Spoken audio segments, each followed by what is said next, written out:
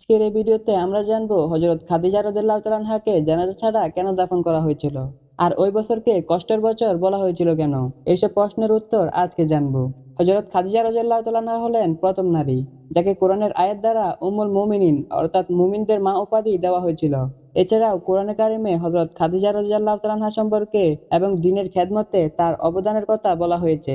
রাসূলুল্লাহ সাল্লাল্লাহু আলাইহি সাল্লামের সাথে বিয়ে হওয়ার পূর্বে তিনি মক্কার অনেক বড় ধনী ব্যবসায়ী ছিলেন। রাসূল করিম সাল্লাল্লাহু আলাইহি সাল্লামের সাথে বিয়ে হওয়ার পরে তিনি তার সমস্ত সম্পদ ইসলামের কল্যাণে রাসূলের হাতে তুলে দেন। হযরতে খাদিজা রাদিয়াল্লাহু তাআলা আনহা রাসূলুল্লাহ সাল্লাল্লাহু আলাইহি সাল্লামের প্রথম স্ত্রী ছিলেন।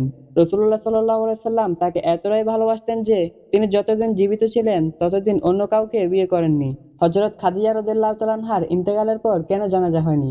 এমনই হয়েছিল কারণ যখন খাদিজা রাদিয়াল্লাহু তাআলা আনহা ইন্তেকাল করেন তখন ৫ ওয়াক্ত নামাজ সহ জানাজার নামাজের বিধান নাজিল হয়নি। ঠিক একইভাবে হযরত খাদিজা রাদিয়াল্লাহু তাআলা আনহার ইন্তেকালের সময় রমজান মাস ছিল, কিন্তু তখন কেউ রোজা রাখেনি, কারণ তখন রোজা ফরজ হওয়ার আয়াত নাজিল হয়নি। আর একই বছর নবীজির চাচা আবু তালেবও ইন্তেকাল করেন। এই দুইজন নবীজির পাশে সবসময় ছিলেন, তার কঠিন সময়ে সব ধরনের সহযোগিতা করেছেন। সামান্য কিছুদিনের ব্যবধানে দুইজন কাছের মানুষকে হারিয়ে রাসূলুল্লাহ সাল্লাল্লাহু আলাইহি সাল্লাম মানসিকভাবে ভেঙে পড়েন। তাই এই মাসকে কষ্টের মাস বলা হয়েছে। ভিডিওটি ভালো লাগলে চ্যানেলটি সাবস্ক্রাইব করুন আর পাশে থাকা বেল আইকনটি প্রেস করুন। দেখা হবে অন্য কোনো ভিডিওতে। আল্লাহ হাফেজ।